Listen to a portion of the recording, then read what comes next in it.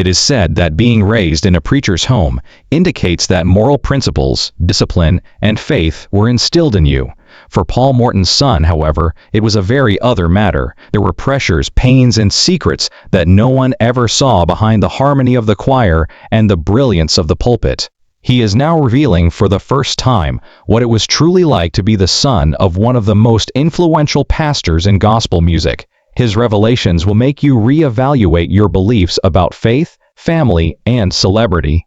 From the outside, being the child of a prominent pastor can appear glamorous. The stage, the lights, the celebrity, everything points to perfection. However, few ever dare to reveal the narrative beneath that polished image. The truth that Paul Morton's son is now expressing is not what many people had hoped for. We're delving deeply into the secret world of preachers' children in this video, specifically what it was like for the son of Bishop Paulus Morton, one of the most revered people in gospel music and the renowned founder of Full Gospel Baptist Church Fellowship. You won't believe the pressures that almost broke him, the spiritual and emotional struggles that took place behind closed doors, and the startling realities he is now sharing about what it's like to grow up under a megachurch giant. We'll talk about the emotional strain of attempting to live up to his father's fame, the rebellion that almost split the family, and the enormous expectations that came with bearing the Morton name. You will also learn why his testimony is reverberating in the gospel world today, in addition to all he endured. Before the story concludes, this is not only a tale of family strife. Identity, pressure, religion, and redemption are all relevant. So pay close attention, because what Paul Morton's son reveals next could completely alter your perspective on the gospel world. Bishop Paul Sylvester Morton, a visionary leader whose voice could move millions and whose sermons shook souls all over the world, is the first person we must understand in order to comprehend the narrative of Paul Morton's son. He appeared to be the epitome of spiritual achievement. As a father figure in the faith, he mentored other pastors, built churches, and produced gospel songs that won awards. However, his son had pressure from within, in addition to the public success. Imagine being born into a household that not only honors but also reveres your father's name. Everyone knows who he is wherever you go. They anticipate that you will behave, speak, and even pray similarly to him. You are more than merely the child of Paul Morton.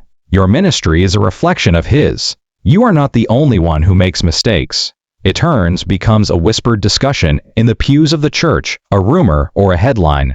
Paul Morton Jr. grew up with an unwritten rule: don't make the family look bad, don't make the church look bad. Although it may seem straightforward, kid may feel suffocated by such an expectation. Preacher children frequently cannot fail, rebel, or challenge authority. Although most children are permitted to do so, they feel as though the entire congregation, not just their parents, is observing, evaluating, and analyzing everything they do. In actuality, it's more than just following the rules. It has to do with identity. It can be difficult to distinguish between who you are and what other people want you to be when your father is a spiritual figure, living in shadow of his father's grandeur. Paul Morton's son struggled to discover his own voice as he grew up in that confusion. He has acknowledged that, at times, it seemed as though he was destined into ministry before he had the opportunity to make his own decisions. He's seen both the best and the worst of church life at a young age. He's seen the miracles, the adoration, and the passion, but he also witnessed the pressure, the politics, and the condemnation that accompanied membership in a church empire. The Morton family was burdened by long nights, conflicts, fatigue, and expectations that went hand in hand with the Sunday grins. This is where it becomes even more illuminating, though, because the private reality was much more complex than the public's perception of a family anointed by God. The burden of his father's name wasn't the only thing Paul Morton's son was facing. In addition, he was struggling to maintain his own beliefs and sense of value. And that silent struggle started to manifest as he grew older. Conflicts grew from small acts of revolt. Serious animosity developed from questions of religion. It began to feel like a cage in the same church that had been his home. However, we must first examine why preacher kids like him frequently struggle emotionally emotionally and spiritually before delving into what ultimately drove him to the brink, because his tale is not the only one about what he went through. It is a mirror image of a much larger problem that is frequently concealed by the stained glass. Being the child of a pastor is like being watched closely. Every action, decision, and word is exaggerated and evaluated based on its meaning rather than its actual form. For Paul Morton's son, that meant always being conscious of himself. He wasn't himself the instant he entered a room. He was a boy of Bishop Morton. There were more expectations attached to that label than any gold crown. The Morton family seemed to be blessed, and the epitome of Christian perfection from the outside. They included the well-groomed Sunday outfits, the affectionate family photos, and the stirring sermons that reverberated through American church walls. However, beneath those pictures, Paul Morton's son carried a silent weight that millions of preachers' children may identify with. Imagine being held to a standard of perfection just because of your father's identity. Anger, uncertainty, or bewilderment are unacceptable. You cannot make mistakes since they affect not just your ministry, but also that of your family. Before you even discovered who you are, the world looks up to you as a role model. Even the strongest spirits can be broken by such strain. He talked candidly about how lonely it was. Sometimes he thought he was out of breath. When carrying the ideal of perfection became too much, it was forbidden for him to question the church. Despite his awareness of the system's shortcomings, he was not permitted to voice his anger with faith. It was obvious what was expected. Grin, remain resilient, set an example. The problem is this: majority of people don't comprehend. Children of preachers frequently witness everything. Yes, they witness the sermons, but they also feel the tension that goes along with them. The intimate chats are audible to them. When church leaders live one way on Monday and preach another on Sunday, they see the hypocrisy. Growing up, Paul Morton's son saw the church world's beauty and its brokenness. He witnessed his father working long hours in the ministry, frequently at the price of family time. He witnessed the strain his mother was under to keep up the illusion of a flawless first lady. One moment, he saw the members who were praising his family, and the next, they were gossiping about them. These inconsistencies have the potential to gradually weaken a child's faith not in God necessarily, but in those who profess to be his representatives. He once compared his early years to being caught between the real and spiritual worlds. He was supposed to be a saint in the church. He just wanted to be a regular kid outside. However, he was always reminded of his last name by a member of the congregation whenever he attempted to go out and find himself. That is the pastor's child identity's curse. You are never allowed to remain anonymous. The fissures showed as he approached adolescence. Rebellion resulted from the pressure. As he looked for authenticity and freedom, the picture of the ideal son began to wane. He started to dislike the very setting that was meant to help him grow. Faith turned into a battleground. His desire for realism increased as the church's demands for holiness increased. He has acknowledged in interviews and in private moments that he battled intense guilt. Guilt at falling short of expectations. Guilt for wanting to go.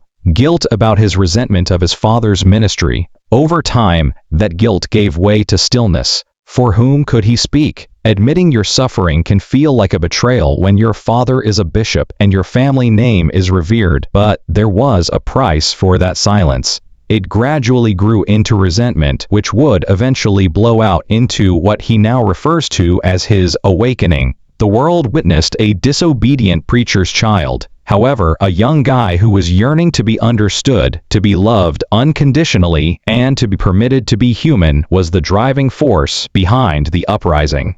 Here's the devastating reality. This is not a unique story. Thousands of preachers' children experience the same emotional burden, bewilderment, and loneliness as they grow up. However, Paul Morton's son faced a more formidable obstacle. He wasn't the child of any clergyman. He was the son of one of the most important people in gospel, and the Christian community was rocked when he at last made the decision to reveal his truth, because his subsequent revelations disclosed something about the system as a whole, in addition to his own suffering. Every transformational narrative starts with a moment. There comes a moment when everything falls apart and your life can no longer go on as it is. After years of unsaid suffering, silent anguish, and the excruciating burden of being the ideal preacher's kid, Paul Morton's son finally experienced that moment. He became aware of the growing discrepancy between what was taught and what was practiced as a young adult. The once homely church community became to resemble a stage where appearance frequently took precedence over truth. He witnessed worn-out leaders, covert scandals, and a society that expected perfection but provided little grace behind the choir robes and hallelujah. It began modestly. Silent queries murmured in his own brain. Why do we treat others so cruelly even if we claim that God is love? Why do we beg for forgiveness while spreading rumors about people who fail? Even asking these seemingly harmless questions made him an outlier in a society where challenging authority was viewed as rebellion. He was soon suffocated by the pressure that had accompanied him since he was a child. He was quietly struggling with fear, remorse, and a developing sense of alienation every Sunday morning while others were reveling in the splendor of worship. He no longer desired to be the son of the bishop. All he wanted was to be himself, imperfect, unsure, and inquisitive. He started to distance himself from church life. The demands were intolerable, and the sermons that had previously motivated him seemed burdensome. The stress at home increased. His father, Paul Morton, had used devotion and discipline to create an empire of faith. He saw ministry as more than just a vocation. It was who he was. It was more than agonizing to watch his son fade away. He had put a lot of effort into creating this legacy, and it felt threatened. Arguments were heated. Understanding was replaced by silence. Behind the scenes, what the outside world perceived as a solid, cohesive family was starting to fall apart. There were nights of misunderstanding, tears, and shouting. As the strain of public life pulls them apart, a family tries to maintain their love. He told an especially poignant anecdote. One Sunday, he remembered, he sat in the back of the church as his father preached fervently about obedience and holiness. While everyone applauded, clapped, and shouted, he sat still and numb. He noticed something as he glanced around. Few people in the building appeared to know God personally, but everyone was worshiping a version of him that they were instructed to believe in. For him, everything changed in that instant. It struck him like a bolt of lightning, and he later remarked, "I realized I had been living my father's faith, not my own." You can't unsee that truth once you see it, so it was both liberating and terrible. Shortly thereafter, he made a choice that startled everyone. He completely stopped going to church. He needed time, distance, and space to discover his true self. It appeared to be resistance to his father's congregation. Some members of the church saw it as a scandal. How could the son of the bishop abandon his faith? They muttered, but it wasn't rebellion to him, it was a matter of survival. Church gossip groups and the media started to circulate. He was referred to as lost by some. Others claimed that the enemy was attacking him. In actuality, though, he was only looking for authenticity, something that the church community had hardly provided. He desired to experience God for himself, away from the pulpit, away from the performance, away from the expectations. That time apart turned out to be both his turning point and his breaking point. He struggled with aggression, identity confusion, and melancholy. On certain evenings, he doubted everything: his family, his beliefs, and his mission. But something strong started to show through that gloom: sincerity. He began to speak openly to himself about the anguish he carried for the first time. He said that he felt unnoticed as the son of a gospel star growing up. According to him, "People love my father so much that sometimes they forgot I was a person too." That honesty became his healing. He gradually started speaking up, not to criticize his father, but to be honest. When he did, the gospel community was unprepared, since his next statement contradicted everyone's preconceived notions about what it meant to be anointed, called, and chosen. Paul Morton's son eventually came to the realization that being silent was no longer an option after years of internal strife, loneliness, and the deafening silence that frequently surrounds people born into fame. Already the ideal of the preacher's child had been destroyed. He was prepared to speak the truth now, regardless of who it upset or how uneasy it caused others to feel. The moment arrived gradually, through a period of introspection and healing rather than in a sudden eruption. He had been carrying doubts about identity, faith, and hypocrisy for years, and no one appeared to be willing to give him honest answers. He had witnessed hundreds of altar calls, heard thousands of words about truth and deliverance, and listened to many sermons, but none of them acknowledged his suffering. Perhaps, he thought, the truth he was looking for might not be behind the pulpit. He had it in him. He didn't come with resentment when he eventually started talking in public through interviews, social media posts, and open conversations. He arrived with certainty. He talked about how he had been both blessed and broken as a preacher's child. He acknowledged that the people claiming to be his representatives had caused him to lose faith, not God. He made a profoundly moving statement during one tearful conversation. When everyone around you acts as though they already had God, it can be difficult to locate him. The church community took offense at the statement. For the first time, many who had grown up in comparable situations felt recognized. His thoughts served as a mirror for hundreds other preachers' children who had endured the same suffering in silence but lacked the bravery to express it out loud. He talked about the isolation that results from setting an example, the weariness of continuously upholding morality, and the silent trauma of facing harsher criticism just because of his last name. He described how some churchgoers publicly worship while privately pulling others down. He disclosed that the most severe injuries in ministry can occasionally be inflicted by those closest to you rather than by complete strangers. However, this insight went beyond simply highlighting the negative aspects of growing up in a religious family. It has to do with recovery. He aimed to initiate a dialogue about authenticity within the church, about restoring humanity to leaders, families, and their kids, because, in his opinion, the church had somehow lost sight of what it meant to be authentic. He also expressed his continued profound love and admiration for his father. Rebellion against Bishop Paul Morton was not the point here. It was about being honest about his personal experience, and therefore releasing many who had been silenced by expectations and shame. That distinction was significant because it demonstrated the maturity of a person who had endured hardship and emerged from it with grace rather than resentment. The outcry, however, was fierce. He was accused of rudeness by some churchgoers. He was attempting to ruin his father's legacy, according to others. In actuality, though, he was opposing a culture that frequently prioritizes appearance over integrity. The gospel was not under threat from him. He was changing the definition of what it meant to live, and his message gained rapid traction. Videos of his interviews started making the rounds on the internet. His words went viral in little excerpts. Individuals who had long been silenced by the demands of the church also started to speak up. Stories of other preachers' children who shared his suffering proliferated on the internet. I was never permitted to be who I was. My parents seemed to care more about the church than I did. I abandoned the religion in search of tranquility. Perhaps without realizing it, Paul Morton's son had sparked a movement and a dialogue about openness, mental well-being, and faith that transcends performance. He provided words to feelings that many others possessed but were afraid to voice. He started focusing on a single, straightforward but impactful statement.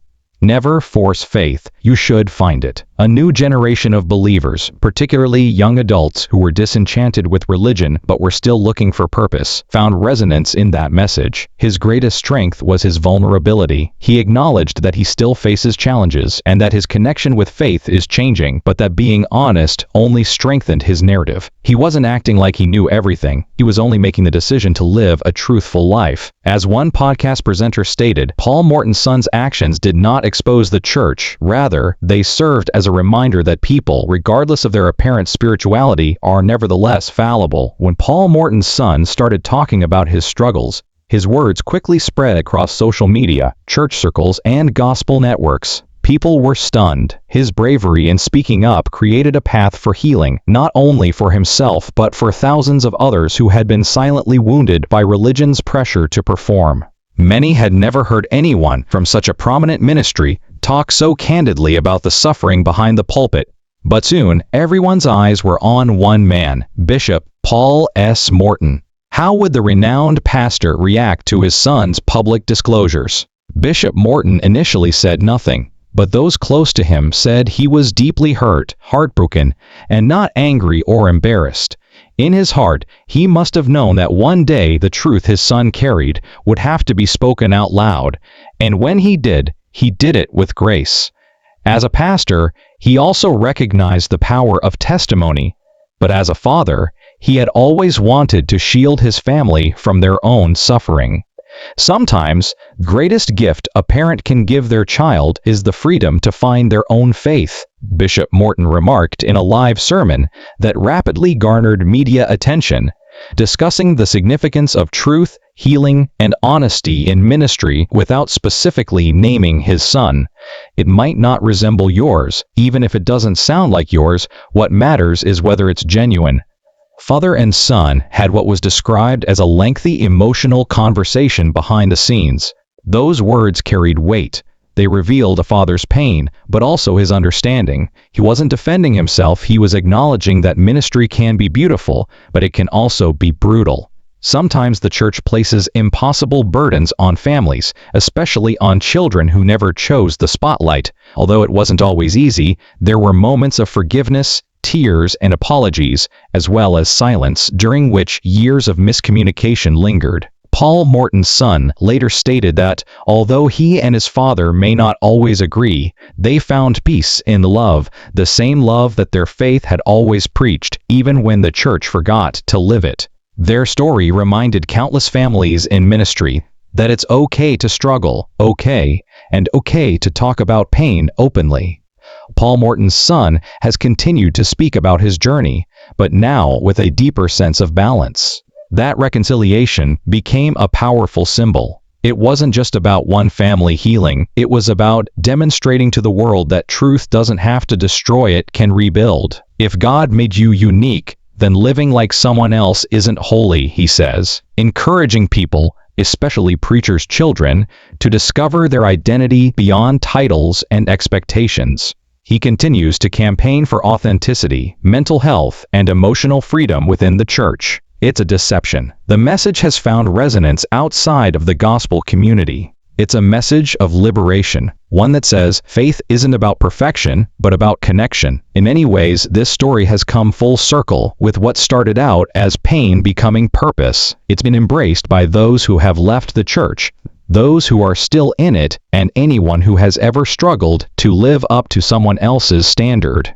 Through all of this, the Morton family taught the world that truth, when spoken with love, can heal even the deepest wounds.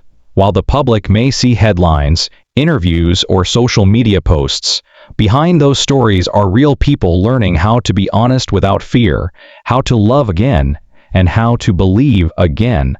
As the video comes to a close, let's keep in mind that behind every pulpit, behind every sermon, behind every picture of a perfect family, there's a story of struggle, grace, and humanity. Perhaps that's the most important lesson to be learned from being a preacher's kid. Being a preacher's kid doesn't mean living perfect. It means learning to live faithfully, even when faith is messy. Since silence is ultimately not an enemy of the church, Paul Morton's son just had the guts to speak his.